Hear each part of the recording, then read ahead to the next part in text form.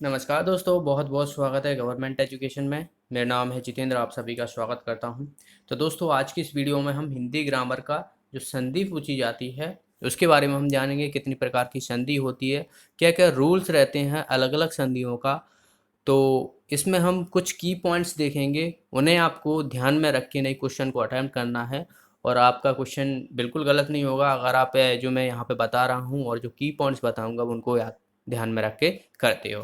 Okay, तो चलिए हम देखते हैं। सबसे पहले हम बात करेंगे संधि के बारे में। संधि देखिए, आप इस वीडियो की पीडीएफ डाउनलोड कर सकते हो टेलीग्राम ग्रुप से। टेलीग्राम ग्रुप की लिंक जो है वो डिस्क्रिप्शन में दी हुई है, तो वहाँ से आप डाउनलोड कर सकते हैं इसको। तो संधि जो है मतलब दो शब्दों से मिलकर बना हुआ है, शम धन धी। और माँ जो लगा रहता है इस तरीके से आधा माँ हलंत लगे, तो उसे जो है वो हलंत की बिंदी जो रहती है यहाँ पर संधि हो गया है। तो ये मैंने जब जेल पहरी के क्वेश्चन बता रहा था तो उसमें मैंने बताया हुआ था, जिसका मतलब होता है, संधि का मतलब होता है मिलान। तो आपने देखा होगा, कई संधि तो बहुत कॉमन वर्ड है, सुना जाता है न्यूज़ों में। ओके, तो दो शब्द मिलते हैं तो पहले शब्द की अंतिम ध्वनि और दूसरे शब्द की पहली ध्वनि आपस में मिलकर जो परिवर्तन लाती है उसे संधि कहते हैं। यानी एग्जाम्पल के अगर हम माध्यम से बात करें तो जैसे कि देखा जाए तो हिम धन आलय, यानी पहले शब्द की लास्ट की और दूसरे शब्द की जो है वो पहले की मिला के नई जो शब्द में परिवर्तन होता है उसे ही हम संधि बोलते हैं। अगर हम नेक्स्ट दूसरे भाषा में समझें तो संधि किए गए शब्दों को अलग अलग करके पहले की तरह करना की संधि संधि विच्छेद कहा जाता है। यानी संधि जो शब्द है उसको अलग अलग करके उसे हम संधि विच्छेद कह देते हैं।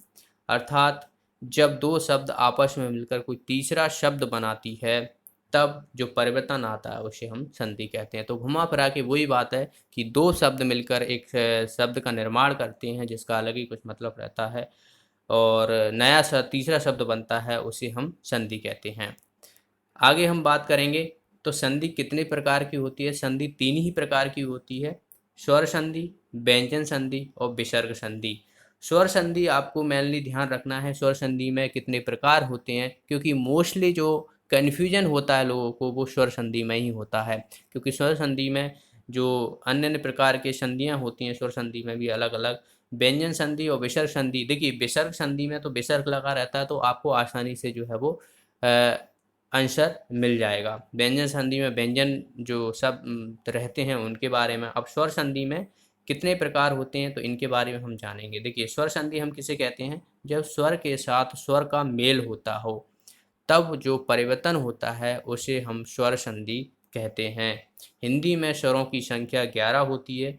ओके, हिंदी में स्वरों की संख्या कितनी होती है, 11 होती है, और बाकी जो अक्षर बचते हैं उन्हें हम व्यंजन बोलते हैं।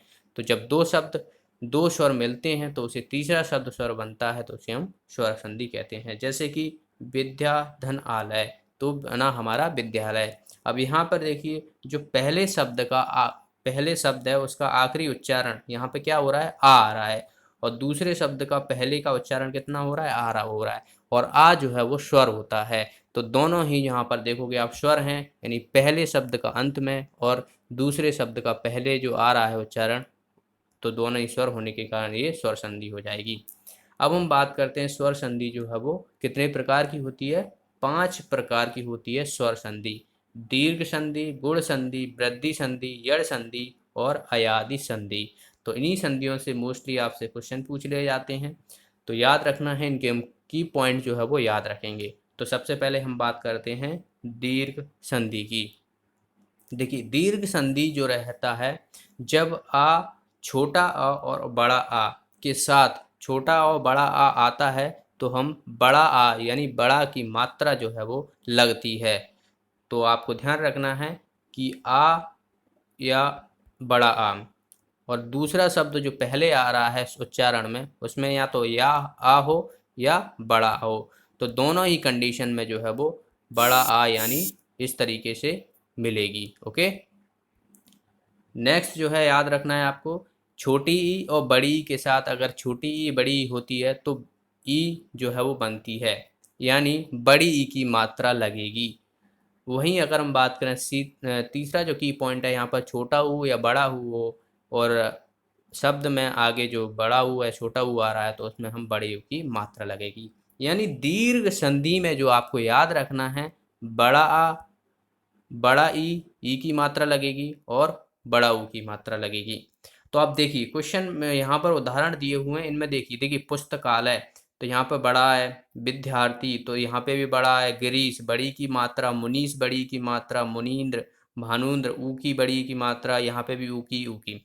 तो यहाँ से एक बात तो समझ में आई कि अगर आपको मान लो कुछ पता भी ना हो ना, तुक्का भी लगाना हुआ ना, तो दीर्घ संधि में क्या याद रखना है, बड़ा आ, बड़ा ई और बड़ा ऊ, ये जो है वो मात्राएं आती हैं। ठीक है, तो क्या क्या, बड़ा आ, बड़ा ई, बड़ा ऊ की मात्राएं आती हैं। जैसे कि पुस्तक धन आलय, तो पुस्तक का में का आ रहा है और यहाँ पर नेक्स्ट वर्ड में पहले देखिए बड़ा आ रहा है, तो क्या बन गया, पुस्तकालय। यानी का पे जो है वो बड़ा आ की मात्रा लग जाएगी। जैसे कि यहाँ पर आ रहा है और यहाँ पे बड़ा आ रहा है हमारा, तो क्या बन रहा है, बड़ा आ जो है मात्रा लगेगी। इसी तरीके से विद्या धन अर्थी, तो विद्या में जो है वो बड़ा आ रहा है, लेकिन यहाँ पर जो है वो छोटा है, तो दोनों मिलके जो है वो बड़ा आ का निर्माण करेंगे, तो हो जाएगा विद्यार्थी।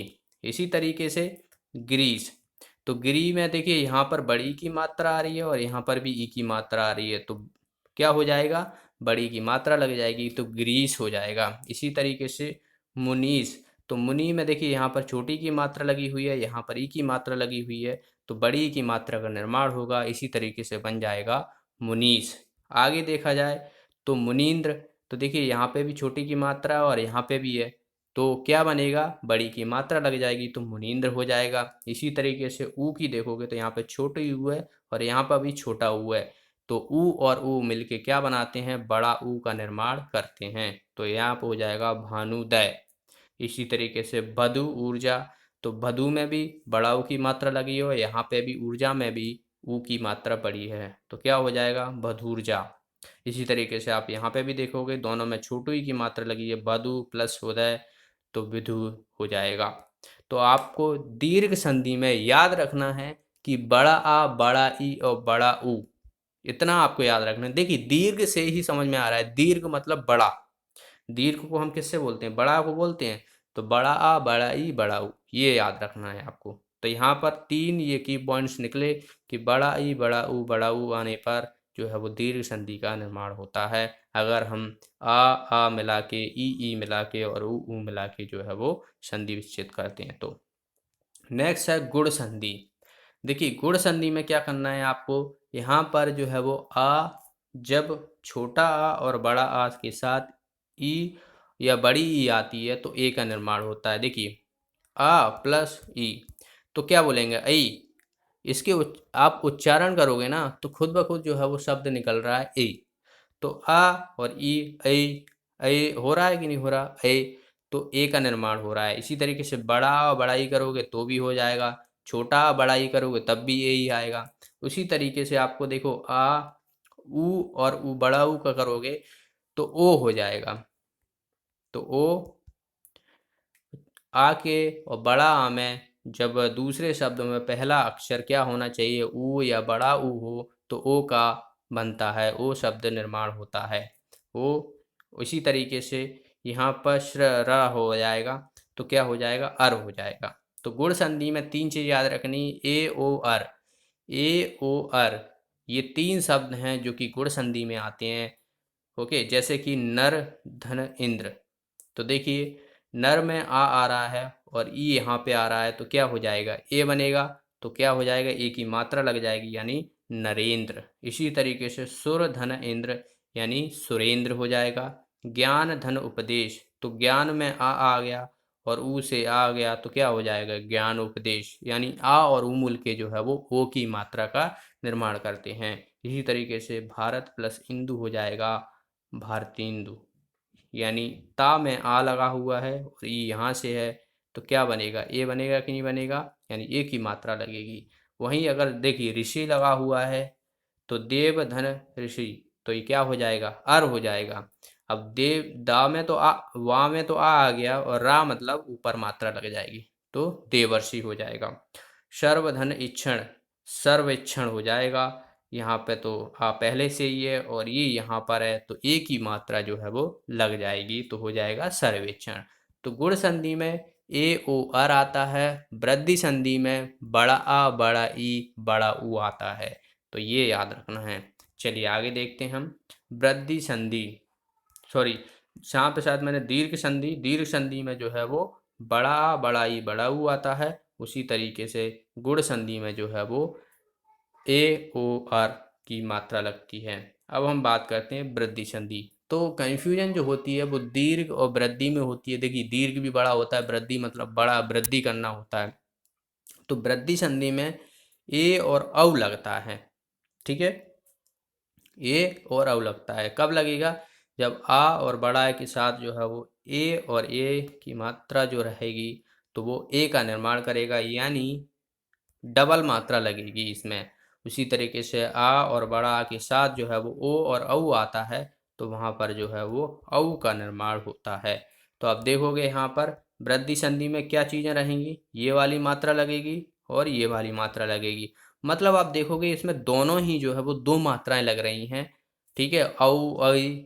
तो यहाँ पे देखिए मत धन एकता, मत एकता, यानी मत में आ गया और ए आ गया, तो क्या हो जाएगा, ए और आ और ये मिलके नहीं है, ए की मात्रा लगेगी। इसी तरीके से एक धन एक, तो एक एक हो जाएगा। धन धन ऐषणा, तो धनेषणा हो जाएगा। इसी तरीके से सदा धन एव, तो सदा एव हो जाएगा, क्योंकि यहाँ पर बड़ा की मात्रा हो गई और यहाँ पर ए लगा हुआ है, तो ही हो जाएगा। उसी तरीके से महाधन ओज, तो महा में आ गया बड़ा और इधर जो है वो ओ है, तो क्या हो जाएगा, औ हो जाएगा, तो महुज हो जाएगा संधि में इसका। तो दीर्घ संधि में हमने जाना बड़ा आई बड़ा ई बड़ा ऊ। यड़ संधि में हमने जाना ए की बात की जाए, ए की बात की जाए और र की बात की जाए। उसी तरीके से वृद्धि में ए ओ अर। ओके, तो ये तीनों ही जो है वो याद रखना है। ये यहाँ पर बात की जाए तो दीर्घ में ए आ ई उ, और गुण में ए ओ अर, और वृद्धि में ए औ। नेक्स्ट की बात करते हैं यड़। यड़ की बात की जाए तो यहाँ पर ई ए के साथ कोई अन्य स्वर हो तो उसे ए बोलते हैं, यानी कोई भी अन्य स्वर हो, ई लगा हुआ है पहले अक्षर में और बाकी का अक्षर अगर कोई भी होता है, अन्य कोई भी स्वर हो, तो ए बनता है, यानी या बनता है या। उसी तरीके से ऊ और औ की बात की जाए तो उसमें कोई अन्य स्वर लगा हो तो व बनता है व, ठीक है। और र के साथ जो है वो श के साथ जो है वो अनुस्वर लगा हो तो रा बनता है। यानी यहाँ पर आप देखोगे, ये उदाहरण देखिए यहाँ पर इत्यादि, इत धन आदि, तो यहाँ पर ई है और यहाँ पर आ है, तो क्या बन गया, इत्या, या बन गया कि नहीं बन गया, और आधा जो है वो ता लग गया। इसी तरीके से परिधन आवरण, तो पर्यावरण हो गया। अनुधन अय, तो अन्वयन हो गया। इसी तरीके से देखा जाए तो शु धन आगत, यानी स्वागत हो गया। तो ऊ के साथ अगर कोई स्वर लगा हुआ है तो क्या हो जाता है, वो वा बन जाता है। तो यहाँ पर देखिए क्या बन गया, वा बन गया, यानी स्वागत हो गया। अभिधन आगत यानी अव्यागत हो जाएगा। अब यहाँ पर की पॉइंट जो है वो या व रा है। तो यड़ संधि में देखिए या से स्टार्ट हो रहा है, तो या व रा, तो ऐसे करके भी याद रख सकते हो। बाकी ऐसे भी करके याद रखते हो कि अधूरा अक्षर होगा, यानी अधूरा। देखिए इत्यादि में जो है वो ता आता है, पर्यावरण में यहाँ पर रा लगा हुआ है, अन्वयन में यहाँ पर ना लगा हुआ है, स्वागत में जो है वो आधा शा बना हुआ है, अव्यागत में जो है वो आधा भा बना हुआ है। तो अधूरा अक्षर जो है वो लगा हुआ है, ऐसा भी कह सकते हैं हम। बाकी आपको या व रा करके, अगर ई छोटी बड़ी और छोटा ऊ बड़ा ऊ यशरा लगा हो, इसके बाद जो अक्षर है, शब्द है, उसमें जो अक्षर जो स्वर लगा होगा, तो यह व रा का निर्माण होगा। तो ऐसे करके याद रख सकते हो आप, ठीक है। नेक्स्ट और लास्ट जो स्वर संधि बनती है वो बनती है अयादि संधि। तो अयादि संधि में थोड़े ध्यान देने वाली बात यह है कि ए ओ औ के साथ कोई अन्य स्वर आता है। देखिए यहाँ पर हमने देखा कि छोटी बड़ी, छोटा ऊ बड़ा ऊ और रा, इनके साथ कोई अन्य स्वर आता है तो या व रा का निर्माण होता है। वहीं अगर देखा जाए तो ए ओ औ के साथ जो है वो अन्य कोई स्वर आता है तो ए से अय हो जाएगा, ये किस में। और यहाँ पे बात की जाए तो ए प्लस से आवे आय हो जाएगा, और ओ से अब हो जाएगा, और औ से आब हो जाएगा, तो जा जाता है। तो देखिए अन्य ने धन अन, तो क्या हो जाएगा नयन। यानी यहाँ पर ए लगा हुआ है और यहाँ पर आ है, तो हमने क्या बोला कि अ हो जाएगा, तो नयन हो जाएगा। इसी तरीके से देखिए यहाँ पर नौ यानी ओ लगा हुआ है, और लास्ट में जो जो स्वर है उसके पहले में क्या लगा हुआ है, ई लगा हुआ है, तो क्या हो जाएगा नाविक। यानी यहाँ पे देखिए ये हो रहा है आवी, तो नाविक हो जाएगा। इसी तरीके से भव धन अन हो जाएगा, तो भवन हो जाएगा, तो ओ प्लस आ बन के वाव का निर्माण करते हैं औ।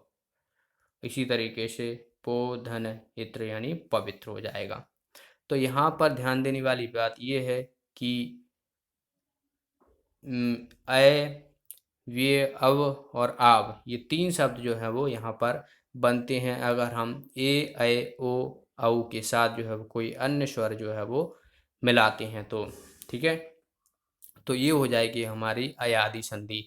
अब देखिए आपको कन्फ्यूजन ना हो तो देखिए यर्द में तो बता दिया कि या से स्टार्ट होता है, या वारा हो जाएगा। अयादी में क्या हो जाएगा, तो आ से स्टार्ट हो रहा है तो अय आय आओ, तो आप देख सकते हो यहाँ से आ से ही स्टार्ट हो रहा है, तो अय आय आओ, तो ये जो है ना वो आ से स्टार्ट होंगे, अयन नाविक भवन पवित्र।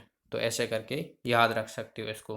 तो एक बार हम फिर से रिवाइज कर लेते हैं। देखिए दीर्घ संधि में क्या हुआ था कि बड़ा आ बड़ा ई बड़ा ऊ आ रहा था। ठीक है, उसके बाद कौन सी थी, उसके बाद थी गुण संधि, तो उसमें ए ओ आ रहा था। उसी तरीके से वृद्धि संधि में क्या हो रहा था कि दोनों ही जो मात्रा थी वो डबल लगी हुई थी, यानी औ की मात्रा और आई की मात्रा। ठीक है, देखिए यहाँ पर ये दोनों ही मात्रा लगी हुई थी। इसी तरीके से यड़ में य वारा आ रहा था, यानी अधूरा अक्षर भी इसमें हम कह सकते हैं कि अधूरा अक्षर जो है वो आते हैं। वहीं अगर हम लास्ट की बात करें तो अय औ औ, तो ये जो है वो अयादी संधि हो जाएगी। तो इसके बाद जो है वो स्वर संधि के आप जितने भी क्वेश्चन है, लूसेंट की बुक है, अगर आपके पास नहीं है तो खरीद लीजिए, वो आपको आगे काम ही आएगी। बाकी और कुछ करने की ज़रूरत नहीं है, उसमें जितनी भी संधि दी हुई हैं, तो जो मैं स्वर संधि बताई हुई हैं उनके क्वेश्चन प्रैक्टिस कीजिए, आपको डेफिनेटली बन जाएंगे जो मैंने यहाँ पर रूल बताए हुए हैं। ओके, बाकी आपका फिर भी कोई डाउट है तो आप मुझसे कमेंट बॉक्स में पूछ सकते हो। तो आज के इस वीडियो में इतना ही। पीडीएफ आप डाउनलोड कर सकते हो टेलीग्राम ग्रुप से, और जो भी साथी नए हैं चैनल को सब्सक्राइब कर लें, बेल आइकन पर जरूर प्रेस करें, जिसके माध्यम से आपको वीडियो का नोटिफिकेशन मिल जाएगा। तो मिलते हैं अगली वीडियो में। Thanks for watching the video, have a nice day.